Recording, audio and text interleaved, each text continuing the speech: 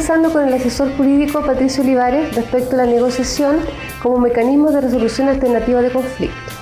Patricio, existen unos conceptos como transacción, conciliación y avenimiento que no tenemos muy claro, para ver si tú nos puedes ayudar a aclararlo. Lo que es la transacción, yo sé que no tiene que ver con la parte legal, judicializada, por decirlo. ¿Sí? Mira, para analizar ese tema debemos tomar como dos grandes bloques los asuntos que se encuentran bajo conocimiento de los tribunales de justicia y los que no se encuentran bajo el conocimiento de los tribunales de justicia, o sea, una etapa judicial y prejudicial. ¿Ya? Respecto de la etapa prejudicial encontramos el contrato de transacción, que es un contrato que se encuentra regulado en el Código Civil.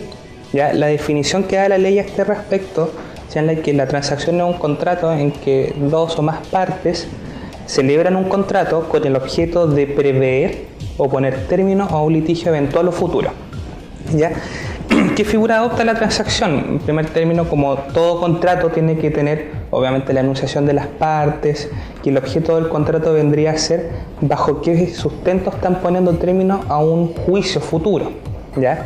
Por ejemplo, en un caso respecto de un juicio de arrendamiento, yo claramente sé que he incumplido mis obligaciones como arrendatario, o sea, el pago de la remuneración, los gastos comunes, luz y agua, etcétera, etcétera. Y a ese respecto tú me vas a señalar, ¿sabes qué? Yo no te quiero demandar para sacarte de la casa, sino que quiero que lleguemos a un acuerdo. Y ahí volvemos a la negociación, que está inmersa en la transacción. Tú me dices, ¿sabes qué? Yo necesito que te vayas de la casa. Y yo me abstengo de interponer las acciones legales en tu contra. Y como uno suele ser diligente y vamos a actuar de acuerdo a que la ley dispone y vamos a concurrir donde el abogado para que nos celebre, nos escriture el contrato de transacción, vamos a dejar de manifiesto que tú te abstienes de iniciar acciones judiciales respecto del contrato de arriendo que no se ha cumplido. Y en ese caso, ¿tú a qué te comprometes? A no iniciar las acciones judiciales con el objeto de que yo me obligue a retirarme pacíficamente del domicilio y hacerte entrega del domicilio en las condiciones que tú me lo entregaste. ¿Ya? Este contrato de transacción, ¿para qué sirve? En el evento de que alguno de los dos no se nos ocurra o se nos ocurra incumplir el contrato de transacción, nos faculta para iniciar la acción legal posterior. Por ejemplo, yo no cumplí con irme y tú a través de la transacción puedes iniciar un juicio para poder sacarme de la casa. O a la inversa, pero resultaría bastante ilógico. Pero ese objeto tiene la transacción, acarrea obligaciones y derechos, tanto para ambas partes, o surgen obligaciones y derechos recíprocos. Yo me obligo con el objeto de beneficiarme con algo, y en este caso, si voy a ser el futuro demandado, me beneficio con que no se inicie la acción judicial, o sea, si te pongas la demanda, y tú con qué te beneficias. Primero, a acceder a lo que tú me has solicitado en el caso del ejemplo, a que me retire del domicilio y en qué te obligas a no iniciar las acciones judiciales siempre y cuando se dé cumplimiento. Ese objeto tiene la transacción, es de carácter preventivo, es extrajudicial y las partes la pueden invocar en cualquier momento siempre y cuando no se haya iniciado un litigio. Siendo con tu pregunta, ahora nos vamos a la conciliación y al avenimiento. Como si existen los prejudiciales y los judicializados, por decirlo así, y la conciliación y el avenimiento son trámites que se encuentran a propósito de la sustanciación de un procedimiento judicial. Ambas figuras operan respecto de todo tipo de procedimientos, salvo en materia penal. ¿Ya? ¿Y esto por qué radica? Porque en materia penal existe un concepto que son los bienes jurídicos. ¿Ya? Los bienes jurídicos son aquellos bienes, por decirlo así, son cierta universalidad de derechos que nosotros nos otorga la Constitución y las leyes por el solo hecho de ser personas, que pueden ser disponibles o no. ¿Ya? La Constitución en Chile a nosotros nos reconoce ciertas cantidades de derechos fundamentales que están en el artículo 19.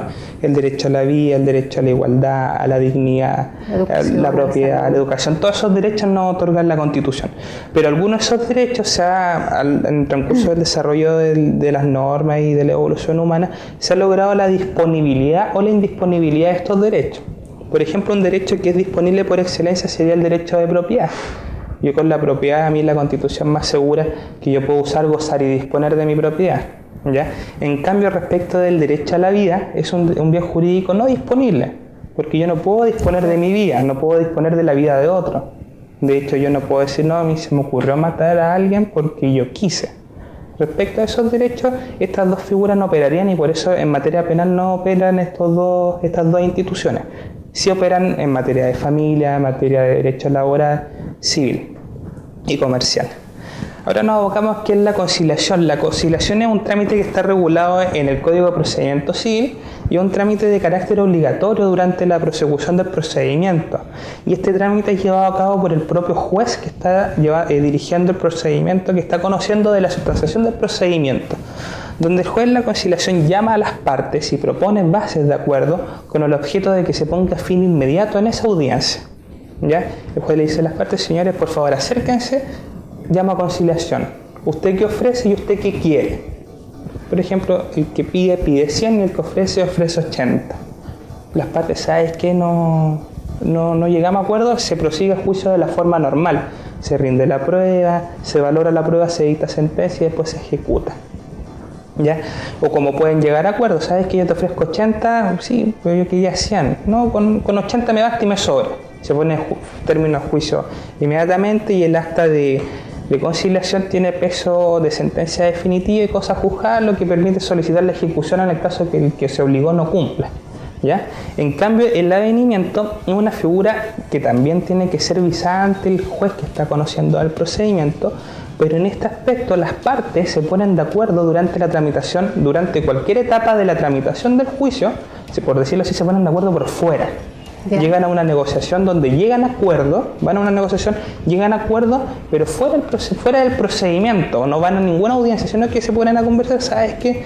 Mi pretensión es la siguiente, ¿sabes qué? Yo coincido con tu pretensión, yo puedo solventar esa pretensión, así que presentemos un escrito, la forma en la que se materializa, se presenta un escrito donde el juez va a avisar las bases del acuerdo y esa decisión va a ser sometida al juez.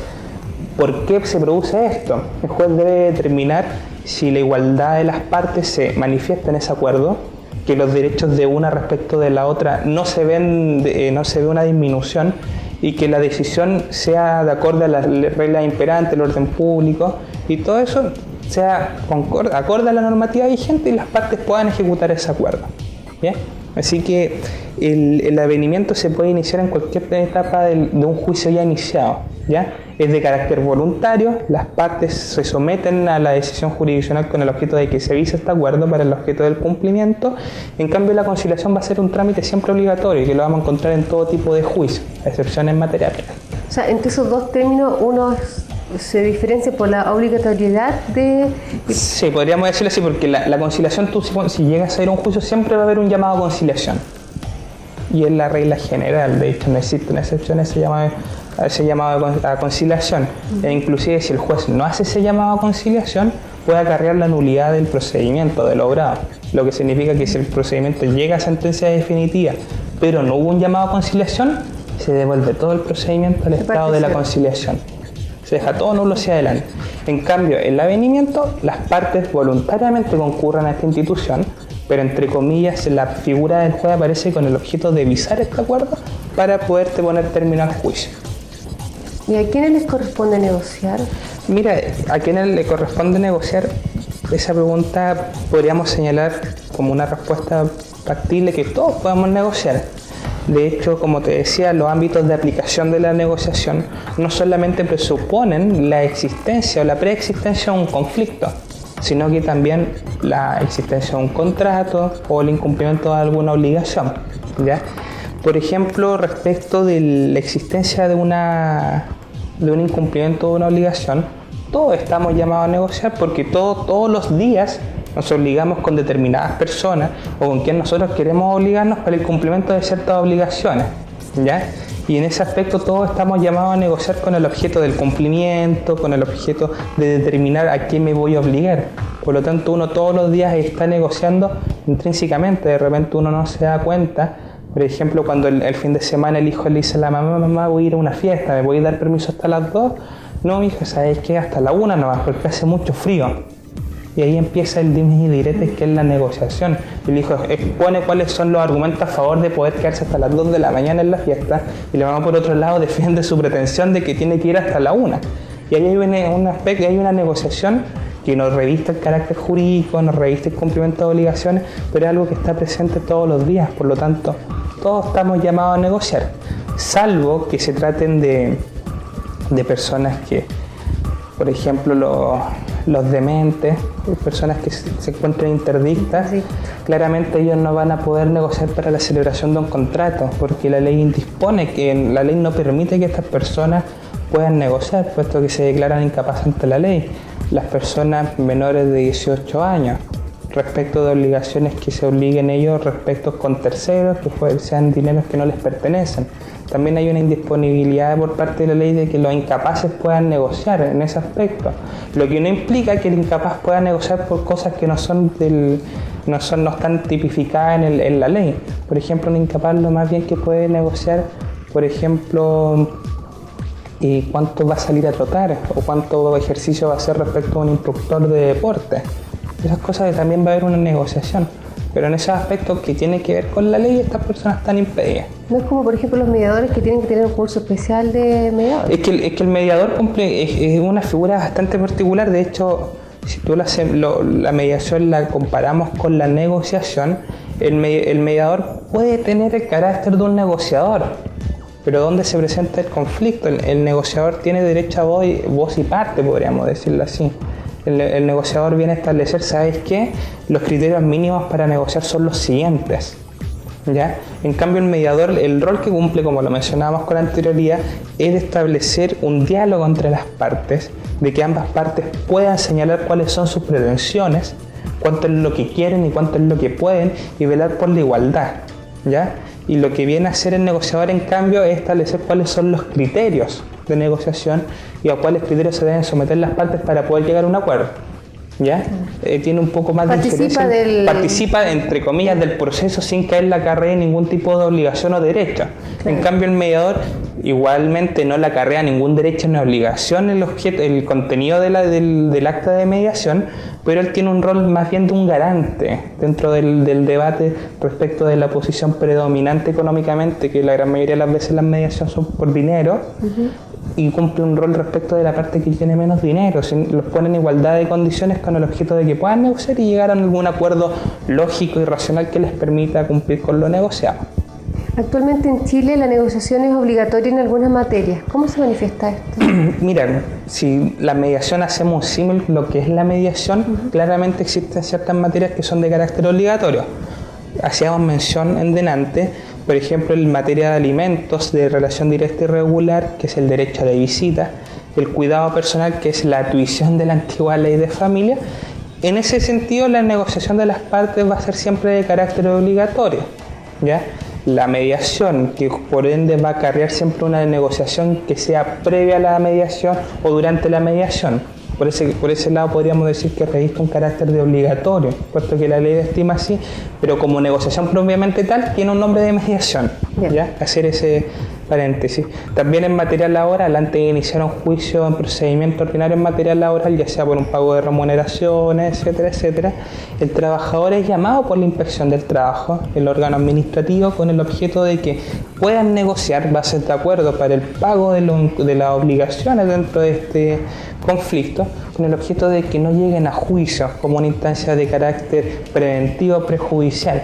Y en ese caso también es obligatoria la mediación, pero la negociación pero la gran mayoría de las veces la negociación netamente es de carácter voluntario, atiende al criterio de las personas que estén involucradas en el conflicto, atiende también a la disponibilidad o indisponibilidad del objeto de la negociación y también atiende a los criterios que tenga cada uno como persona, porque eso va con la naturaleza humana. Nadie a mí me puede obligar a negociar respecto de aspectos que yo no quiero. Que siento que no me conviene. Por ejemplo, por eso te digo, atiende mucho la naturaleza humana la negociación, porque si tú me dices, ¿sabes qué? Necesito que comprarte tu casa a cualquier precio. Y digo, no te la quiero vender y no negociamos nomás, y se cierran todas las vías de acceso a la compra-venta del bien raíz. Por eso, asimilar el concepto de negociación y buscar negociación propiamente tal en la ley es muy difícil, pero se puede asimilar ciertos conceptos como el de mediación al de negociación. ¿Existe alguna formalidad al momento de iniciar una negociación? Mira, como todo tipo de relación entre partes, siempre es bueno la escrituración de los acuerdos de las bases de negociación. Me explico. Por ejemplo, dicen que las palabras se las lleva el viento. Yo te puedo prometer a ti la la compra de tu casa. Y nosotros negociamos, establecimos las bases de acuerdo para la compra de la casa, pero yo no resulto obligado si yo no lo escrituro. ¿Ya? Y para eso hay ciertos mecanismos como el contrato de promesa que establece el Código Civil. Y si tú me dices, ¿sabes quién? Ya se cumplió la fecha que pactamos de palabra para que tú me puedas comprar mi casa. Yo digo, no, sabes que yo no me acuerdo lo que te dije. No es lo mismo. Claramente, para que esa negociación tenga efecto, tiene que haber una escrituración clara. Los mecanismos pueden ser cualquiera, pueden ser los mecanismos idóneos. De hecho, hoy en día muchas leyes incorporan los mecanismos por medio electrónico. La ley de procedimiento administrativo, que viene a sentar un precedente en la utilización de medios electrónicos, como la firma electrónica, la digitalización de los documentos, también puede ser un mecanismo idóneo. Por ejemplo, que la negociación se concreta a través de un correo electrónico, que se concreta a través de una escrituración de un contrato, por ejemplo, o de un acuerdo entre partes que tenga algún valor probatorio al momento de poder llevar a cabo el objeto de la negociación. Por lo tanto, siempre es bueno tener un respaldo de lo que se negocia. Es como la prueba. Un poquito escuché decir que podía ser mediante un correo electrónico. Igual puede servir ese... Sí, que mira, claramente tiene que ser idóneo el medio. Si está clara la individualización de quién envía el correo y de quién lo recibe, no habría ningún problema. Pero ya si el correo es medio difuso y o de una empresa que no individualice... Por ejemplo, si tú representas a una empresa y me envías el correo de tu correo personal, de tu email personal, claramente resultaría poco lógico que tú te estés obligando como persona individual natural. Claramente hay un mecanismo de uno que lo más probable es que sea el correo de la empresa, pero la negociación siempre es buena como para un objeto de certeza, que a nuestro legislador le encanta la certeza jurídica, que también eso es bueno en el punto de vista de las relaciones jurídicas, que esté escriturado, y de hecho la gran mayoría de nuestros actos y contratos se tienen que materializar por la escritura de los mismos.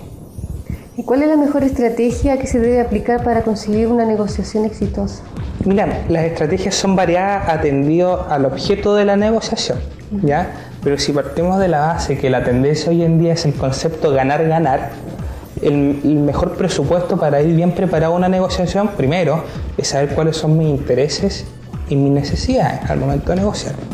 En segundo lugar, informarme con quién estoy negociando, con el objeto de que si una persona que tiene un poco más de preparación que uno o tiene mayor conocimiento respecto a un área de materia, preocuparme y de informarme, instruirme un poco respecto a esa materia para poder ir a negociar de igual a igual. Yo creo que es uno de los aspectos importantes de la negociación, la igualdad de las partes, la inmediación, la oralidad. En tercer lugar, ser criterioso, porque si yo voy a negociar y voy cerrado, que mi posición es la única y es la que vale, claramente la negociación lo más probable se frustre, puesto como te señalaba anteriormente, el concepto de ganar es ganar, las partes exponen sus pretensiones, sus necesidades, sus derechos, etcétera, etcétera, pero claramente al momento de negociar uno tiene que saber hasta dónde dar y hasta dónde restringir. Para concluir un poco el tema, ¿cuáles son a tu juicio las ventajas y desventajas que puede presentar la negociación? Mira, partamos por lo bueno, por las ventajas. La ventaja que nos puede otorgar la negociación, la celeridad, que un trámite que se puede extender durante mucho tiempo ante el conocimiento de una autoridad administrativa o jurisdiccional se pueda limitar a un par de meses, semanas o días. Esa es una de las principales ventajas. En segundo lugar, la inmediación. Aquí voy con la inmediación. Lamentablemente en Chile los procedimientos en materia civil todavía son escritos. Todo se hace mediante presentación por papel y lápiz, en este tiempo por impresora, ante el juez para que éste conozca a través del papel lo que está pasando entre las partes. En cambio, la negociación a mí, ¿qué me permite? Que nos podamos sentar los dos, mirarnos a las caras y poder conversar respecto de la problemática que se está provocando a propósito del conflicto o del problema que podemos tener. Ya eso respecto a la inmediación, economía también. Concurrir a la maquinaria jurisdiccional, a los tribunales, implica un gasto asociado a la acción judicial, el pago de receptor, los honorarios de los abogados, y hay un sinfín de otros gastos que se puede traer aparejado la acción judicial propiamente tal. En cambio, la mediación no. Puede llegar a tener un costo si llega un negociador externo a establecer bases de acuerdo entre las partes, pero si las dos personas son adultos responsables, criteriosos y con ganas de negociar, claramente acarrea un beneficio económico, ¿ya? Y las desventajas que puede acarrear la mediación, la desigualdad entre las partes, porque claramente si estamos negociando a propósito de un bien jurídico disponible como la propiedad, siempre va a haber una parte predominante económicamente o respecto a la cantidad, al volumen de su patrimonio respecto de la otra. Y en ese momento de la negociación nadie se va a preocupar de que los derechos de ambas partes se respeten y la negociación no se cargue para un lado ni para otro. Esa es una de las principales desventajas de la negociación. Pero eso se puede sanear con lo que te señalaba en un momento atrás, que uno cuando va a negociar debe informarse, debe saber cuál es el objeto de su negociación. Con eso se puede sanear esa dificultad o desventaja que tiene la negociación. Tiene más ventajas que desventajas, claramente, pero eso para redondear. Muchas gracias. Bueno, queremos agradecer la participación del asesor jurídico Patricio Olivares en el capítulo de hoy de negociación. Muchas gracias, Patricio. Gracias por la invitación. A continuación veremos una síntesis de los principales puntos tratados en el programa de hoy. La negociación es el proceso por el cual las partes interesadas resuelven conflictos, acuerdan líneas de conducta y buscan ventajas individuales o colectivas, procurando obtener resultados que sirvan a sus intereses mutuos. Se considera como una forma de resolución alternativa de conflictos, que se asimila al contrato de transacción y se utiliza tanto en el ámbito laboral como comercial. Muchas gracias por su compañía. Les dejamos invitados a un nuevo capítulo de Red de Justicia Local. Hasta pronto.